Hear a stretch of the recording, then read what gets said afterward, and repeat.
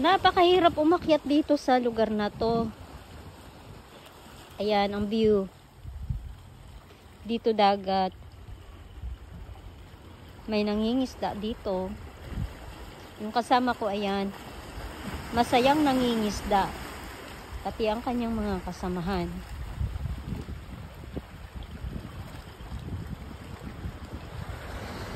Maganda sa lugar na to dahil yung mga bato ay colorful. At ang design, sobrang maganda. Kita mo naman. Ayan. Diba? Ito yan, oh.